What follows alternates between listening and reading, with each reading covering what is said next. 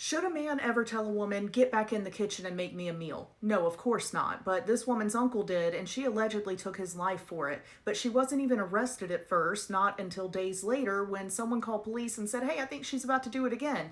Let me tell you about this case out of Fort Worth, Texas. It all started on December 26, 2025. Cops got a call about a stabbing at a home, and they arrived and found 57-year-old Tony Vernon Graham. 30 minutes after they had arrived on scene, he was pronounced no longer alive. Now, Tony lived there with multiple people, including his niece that you see in this mugshot. Her name is Ashley Marie Cybernaller. She's 32 years old. According to court records, the two had been arguing that day, going back and forth. At one point, the uncle locked the niece out of the house and said, you need to get back in the kitchen and make me a meal. Again, not an advisable statement, but it didn't need to go this way. So he locks her out, he says that, he eventually lets her back in the house, and they continue arguing. Witnesses said that they could hear them arguing in the living room, and then the next thing they saw was Tony on the ground, not alive. They also saw a kitchen knife, and they also saw the niece sitting nearby. Now, when she first talked to investigators, she said that her uncle, Tony, had stabbed her first, and she said that it was like on the mouth, but she had no injury, so police said, what do you mean?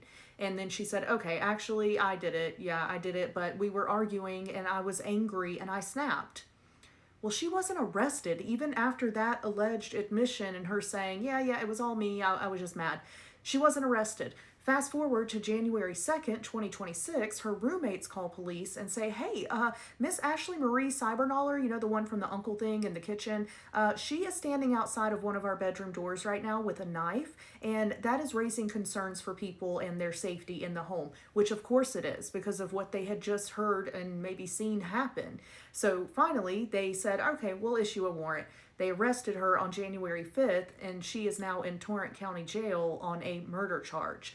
Bond has not been set yet from the last report I saw. How did it get this far?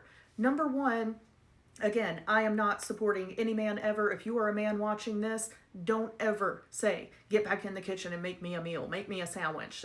Don't do it. But also, if you're a woman and a man does that, there's so many other ways to communicate about how that is not appropriate and set that boundary without going this far. And also to law enforcement, once she said, oh yeah, sorry, I was just mad, why wasn't she arrested? Why instead was she allowed to scare the roommates like that by seeming like this was about to be a repeat? I don't understand so much in this case, but let me know your thoughts and understanding on it. And rest in peace to Tony Vernon Graham.